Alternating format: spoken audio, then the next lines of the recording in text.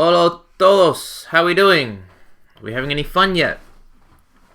So what I want to do today is finish our chapter 3, so you can catch up on chapter 3 when you get a chance. This will be a nice short video, alright? Providing I can get the slides to move. So as we said yesterday, in the marketing mix, there are the 4 P's, which we're going to go through. Personal selling is part of the promotion P. And how do you know whether you can use ads over here or personal selling over here? Well, as we walk through these, if the product is very complex, you need face-to-face personal selling to explain. If we're selling Coca-Cola, you can do it with ads. So you get the gist of this. You know, if there is a very, very, very large number of buyers and they're dispersed, geographically speaking, all over the place, you use ads. It's a small number of buyers and they're relatively concentrated, like the pharmaceutical industry, North Jersey, use personal selling. We talked about value and the different types of utility. Okay, form, place, time, and ownership. It's a great multiple choice question.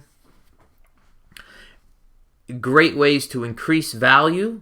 You give them more. You tell them more from what's in. We reduce costs. We raise benefits. You know. Here is the value chain across either inbound logistics operations, outbound logistics, marketing and sales, and service. We increase value through infrastructure, HR, technology management, or procurement. These 4 things flow through all 5 of these activities. And yes, in case you're wondering, since we're home, I have my whole library here. Michael Porter, The Godfather of Strategy, mentioned it in class, Competitive Advantage. What a fantastic book. You probably get it used for a couple bucks. It's been in print for so long. We've mentioned CLV before, customer lifetime value, or the lifetime value of a customer. Customer lifetime value, CRM, all new school selling. So when we're communicating the sales message, which is what we're going to walk through in a couple minutes, product quality are things that we can channel deliverables, IMC, the synergy between marketing and sales, execution of marketing mix, quality, service quality, and professionalism. We're going to walk through each one of these in a second. So when we're communicating this message, we can talk about equity and brand equity, corporate image, reputation, some type of technology, and or price. All these we're going to walk through in a couple slides. So quality. What is product quality? Well, if we talk about performance, if we talked about characteristics or features, if we talk about reliability, conformance, durability, serviceability, aesthetics, perceived quality, this is all elements of the product quality bucket. Okay? We could talk about supply chain. Supply chain can be a competitive advantage, how fast we can get product to your wholesalers or to your stores. I mean, Walmart, for instance, has the most efficient supply chain in the entire industry. They charge what they charge, and they keep dropping price how they drop price because they can get product into stores quicker. They can get product out of stores quicker. They can get product from manufacturer onto a truck, into a store, and replenish quicker. So they buy in smaller quantities. They don't have big warehouses or storage facilities in a Walmart. They just want just enough to buy just enough for what they need for a couple of days, and then they'll get another shipment. Integrating marketing communications. So across all our promo options here, we need to integrate the message across marketing and sales. Right? That's what integrating marketing communication is. We need to make sure that the marketing department and the sales department, marketing department is using ads, contests, and advertising vehicles. The salespeople are part of promo, but they're face-to-face. So we need to have the messages across marketing and sales be the same. Both internal and internal employees, and the message needs to be consistent. To our people, our partners in the value chain, suppliers, manufacturers, logistics people, the message needs to be the same. And then, of course, external customers or stakeholders or shareholders, the business press, marketing professors who are geeks, the message needs to be the same. So that's what the synergy is between sales and marketing. It needs to be integrated. It needs to be seamless. Okay? When sales and marketing are not on the same page, we get all kinds of problems, basically. So here we are. We're back to the marketing mix. By definition, the marketing mix is the 4 Ps. Product, place, price, promo. Professional selling is part of the promo P. Okay? When we talk about quality, we're talking about trust. It's one of the signals of quality. When we talk about service quality, we have to talk about service quality because we know that services are different in nature. Services are intangible. They are inseparable. They vary. They perish. So this is a product. This is my watch. It is very tangible. It's stainless steel. It hurts. It makes noise, right? When we talk about a product, we can separate production from consumption. You know, this was probably produced somewhere in Swiss made. But then it was shipped to Pennsylvania and I purchased it in 1997. So production and consumption are separate. With services, a hotel stay, a consultant services, they are inseparable. So you buy the service, you start using the service, and the service encounter ends at some point. You leave the hotel, you give the rental car back. Your tax return is complete. It's over. Your doctor's visit is complete. It's over. You can't store it for future.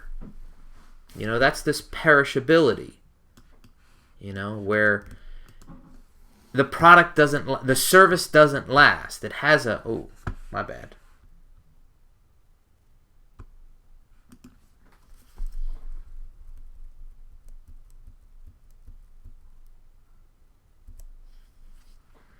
Variability.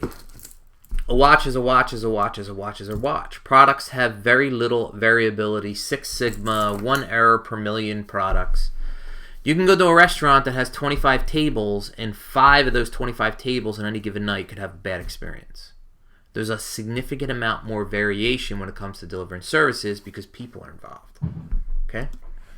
When we talk about measuring service quality, we talk about the 5 dimensions of service quality. This could be an awesome multiple choice question. And these 5 dimensions, we talk about reliability. Is the service the same time and time again? Are the service providers very responsive? You know, there's a delay in your flight. Are they updating you? Do you feel good? Do you have some kind of assurances that your service is going to be good? Do the service employees listen? Are they empathetic towards you? And also, is the facilities that the service is being delivered very nice?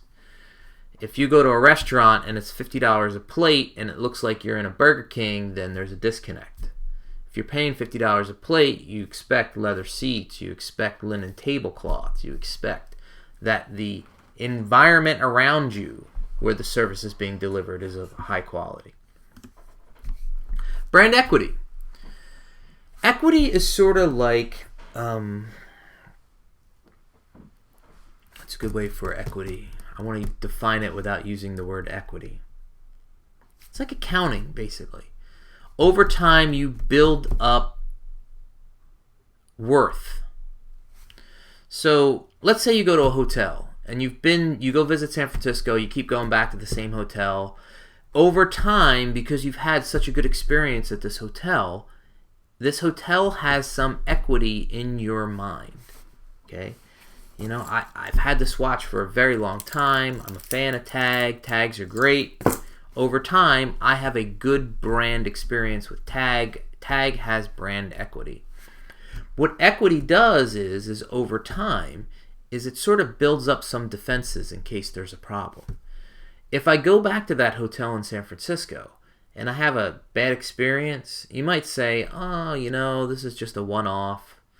You know, I've been here 6 other times. The other 5 times it was great. Maybe this one, someone's having a bad day. But if there's no brand equity built up, and you go to a hotel, and that hotel, guess what? You have a bad experience first time out, there's no brand equity, then guess what? You might write that hotel off permanently and never go back. Plus worse, do bad word of mouth. Tell other people never to go there. All this brand equity fits in well with corporate image and reputation. If you have strong equity, you'll have a positive corporate image. This gives you a leg up on the competition, because if you're going in to sell something and you're selling Mercedes, well, you don't have to spend 5 or 10 minutes building a case and building up equity about Mercedes, because they already know Mercedes is a really good corporation. But if you're some unknown out there, then guess what? You know, it makes that part of your presentation that much harder because you have no reputation out there. Yes, technology can be helpful. I don't think that's very interesting. Price. We always talk about price in a personal selling context. Price is a very, very big deal. Then guess what? We need to make sure that we're not uncomfortable talking about price. We know that price is going to come up. If they're going to buy from you, there has to be a final strike or selling price. So one of the things that salespeople don't like is they don't like talking about price, but it's pretty hard to avoid. They can't buy unless they know the price. And finally, we need to talk about managing expectations. In the old school selling world, everyone overpromised and underdelivered. They just wanted to sell you. They didn't care about the future. So they would say anything to get you to buy. Well, guess what? Now, in the new school selling world, we tend to underpromise and overdeliver. You know, we promise whatever we say we're going to do, plus we do that much more and overdeliver. This leads to customer delight. They're very happy, higher satisfaction, higher loyalty, more of a late relationship, more CLV, more CRM, new school. We're good. Chapter 3. Next, I'm going to do Chapter 4.